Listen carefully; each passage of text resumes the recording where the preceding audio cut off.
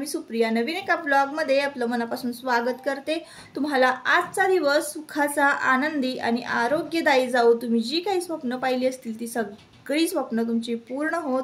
त्याचबरोबर शुभ सकाळ सर्वांना। सकाळची वेळ आहे आणि नुकताच सूर्योदय झालेला आहे। तर सध्या उन्हाळ्याचे दिवस चालू आहेत ना, तर 6:45 वाजता सूर्योदय होतो। आजचा वार आहे मंगळवार आणि मंगळवार सकाळी सकाळी हे सकाळचं रूटीन जे आहे ते मी तुमच्याबरोबर शेअर करते।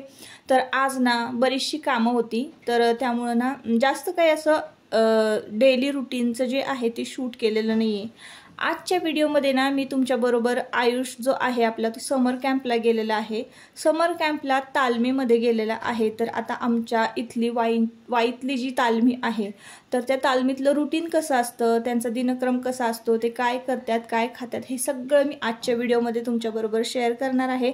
तर थोडंफार घरातलं रूटीन आणि थोडंफार आयुषचा जो दिनक्रम आहे तर ते मी आजच्या व्हिडिओमध्ये शेअर करणार आहे। त्यामुळे व्हिडिओ शेवटपर्यंत पहा। आणि जर तुमच्या मुलांना जर इकडं घालायचं असेल उन्हाळ्याच्या सुट्टीमध्ये एक महिन्याभरासाठी या कॅम्पला पाठवायचं असेल ना, तर नक्की आवर्जून पाठवा। ही तालमी जी आहे ती आपल्या अगदी घराच्या जवळच आहे। तर इकडं ना मी आता पीठ मळून ठेवलं, एका बाजूला भात शिजायला घातला आणि एका बाजूला मेथीची भाजी जी आहे ती परतून घेतली। तर मी अन्नपूर्णेचं पूजन करत होते ना, त्याच वेळेला मी लसूण वगैरे सोलून घेतला होता, मिरच्या वगैरे कापून ठेवल्या होत्या, भाजी मेथीची धुवून ठेवली होती।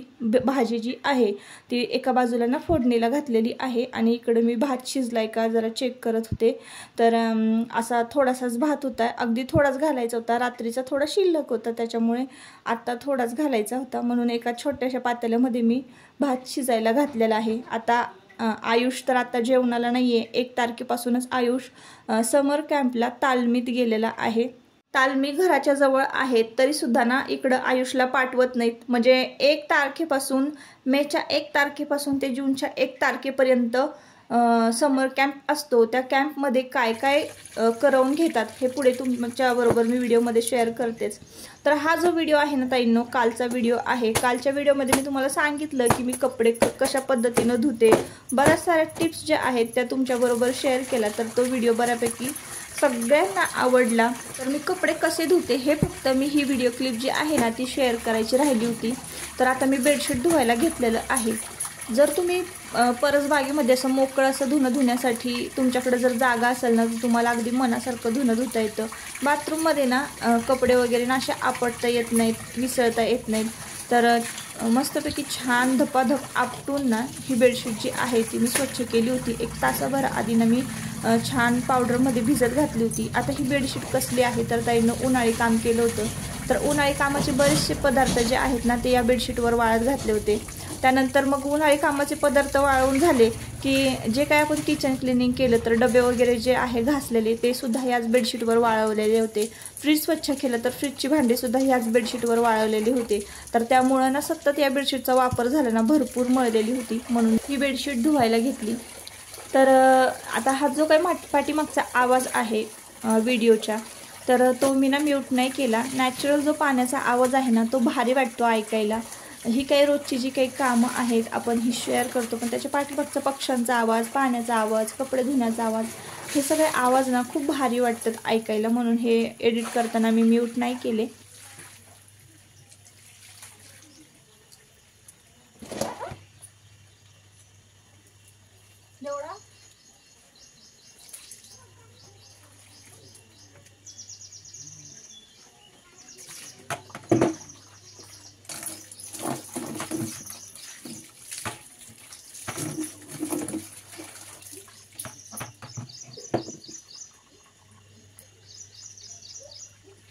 तर आता कपडे धुवून झालेले आहेत, म्हणजे बेडशीटा ज्या मागे राहिल्या होत्या ना त्या सगळ्या धुवून झालेल्या आहेत। तर आता ही जी बेडशीट मी धुतली ना ज्या पद्धतीनं, त्याच पद्धतीनं बाकीच्या सगळ्या बेडशीटा धुवून घेतलेल्या आहेत। 1 तासभर आधी ना मी पाण्यामध्ये भिजत घातलेल्या होत्या, म्हणजे पावडरच्या पाण्यामध्ये भिजत घातल्या आणि त्यानंतर मग पावडरच्या पाण्यामध्ये आपण बेडशीट किंवा कपडे मळलेले जे कपडे आहेत ते भिजत घातली ना की त्यातला मळ ढिला होतो आणि मग दणादण आपटला ना की कापड एकदम स्वच्छ होतं। तर तुम्ही आता बघू शकताय की माझ्या हातातली जी सोलापुरी चादर आहे ती एकदम स्वच्छ पांढरी शुभ्र निघालेली आहे आणि या गेटवरच मी वाळत घातलेली आहे. तर आता माझ्या पाठीमागे बघा मोगऱ्याचं झाड आहे. याला ना मी रोज पाणी घालते, पण त्याला 1-2-4च फुलं येतात, जास्त फुलं येत नाहीत.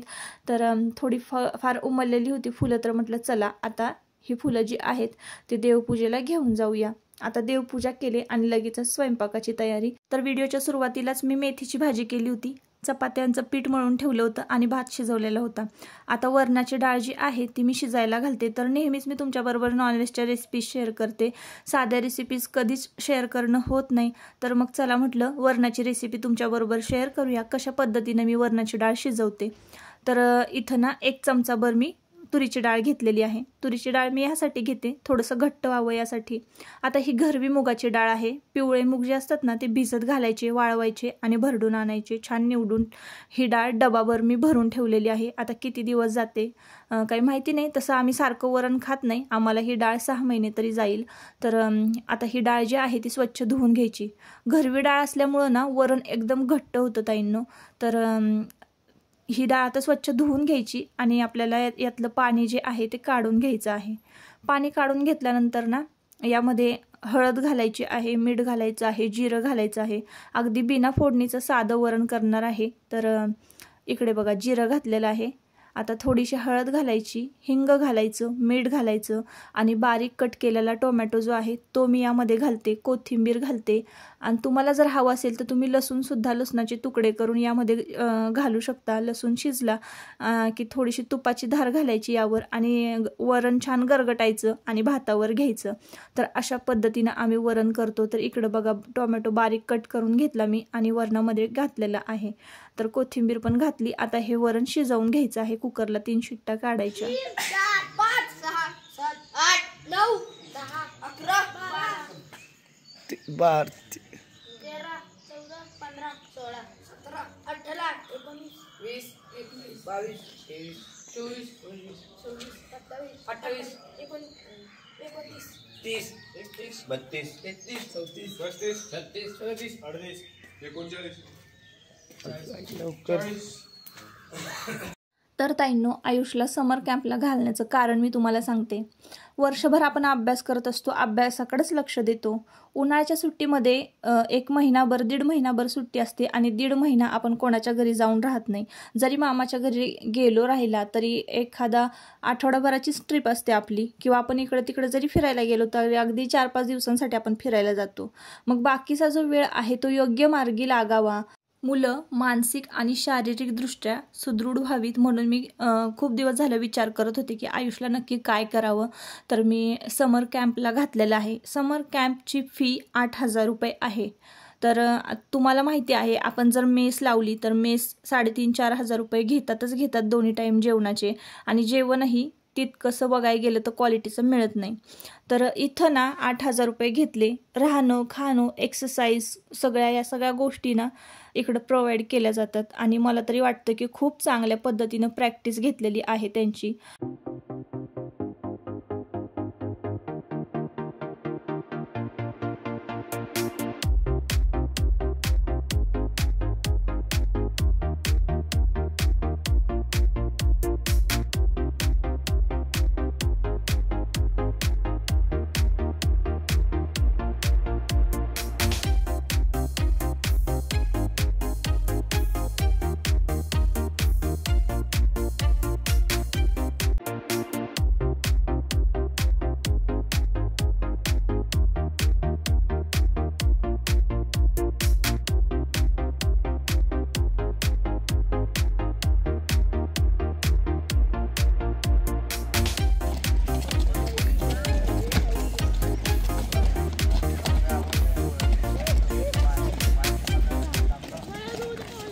सर साईडला.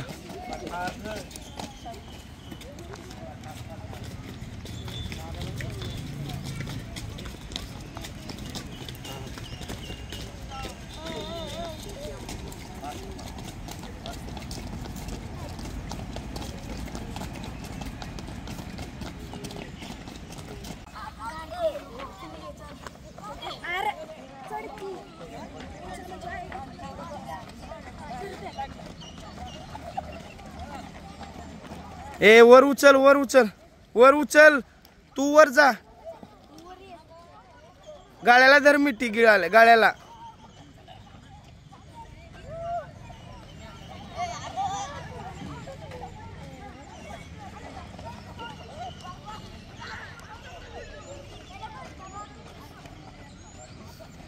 तर ही व्हिडिओ क्लिप एक्सरसाइज करून आल्यानंतर नाश्त्याची आहे. नाश्त्याला अंडी आणि केळी हे कंपल्सरी असतं आणि वेगवेगळ्या प्रकारचा दररोज नाश्ता असतो. तर मी ज्या वेळेला व्हिडिओ शूट म्हणजे ही क्लिप माझ्याकडे आली तर तेव्हा इडली आणि चटणी होती नाश्त्याला. सकाळचा नाश्ता आणि दुपारचं जेवण झालं की थोड्या वेळ सगळी मुलं आराम करतात. सकाळी लवकर उठलेले असतात. आराम झाल्यानंतर ज्याप्रमाणे आपण घरामध्ये आपल्या दिवाबत्ती करतो ना त्याचप्रमाणे इथं आरती सुद्धा होते आणि त्यानंतर मग पुन्हा एक्सरसाइजला सुरुवात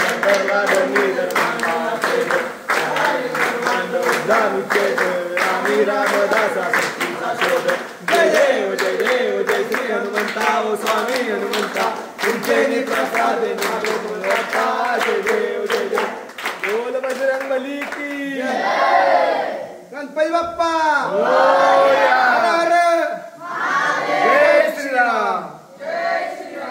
संध्याकाळची आरती झाल्यानंतर एक्सरसाइज करायची. एक्सरसाइज झाल्यानंतर थोड्या वेळ बसायचं, गप्पा मारायच्या, एकमेकांबरोबर बोलायचं आणि मग त्यानंतर आहे रात्रीचं जेवण. आता रात्रीचं जेवण झालं की एक 8-9 वाजेपर्यंत झोपतात मुलं आणि मग पुन्हा सकाळी 4:30-5 वाजल्यापासून त्यांची प्रॅक्टिस होते.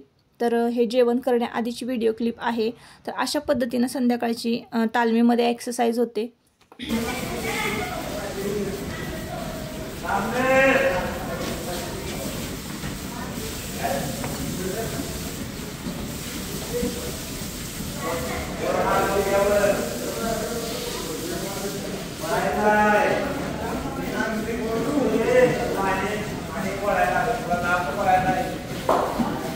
एक्सरसाइज झाल्यानंतर थोडा वेळ इथं एन्जॉय सुद्धा केला जातो.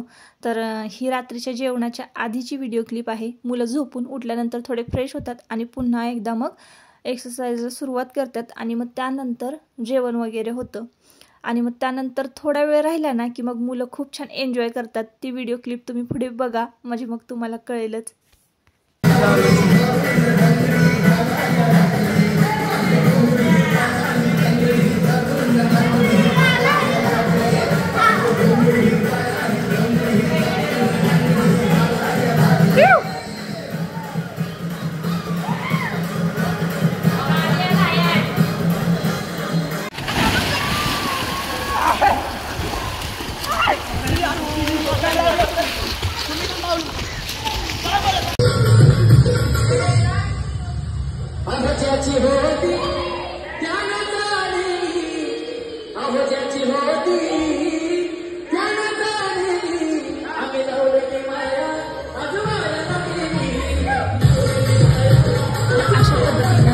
एन्जॉय सुद्धा करतात. आता खूप जास्त वेळ मी जर गाणं इथं चालू ठेवलं तर मला कॉपीराइट स्ट्राईक येण्याची शक्यता आहे. त्याच्यामुळे मी गाणी म्यूट केली पण मुलं खूप छान एन्जॉय करतात.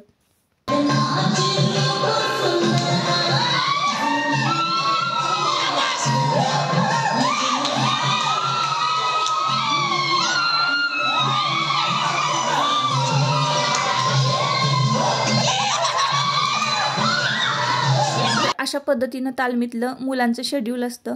तर इथं बघा आम्ही सुद्धा गरमागरम वरण भात खाल्ला.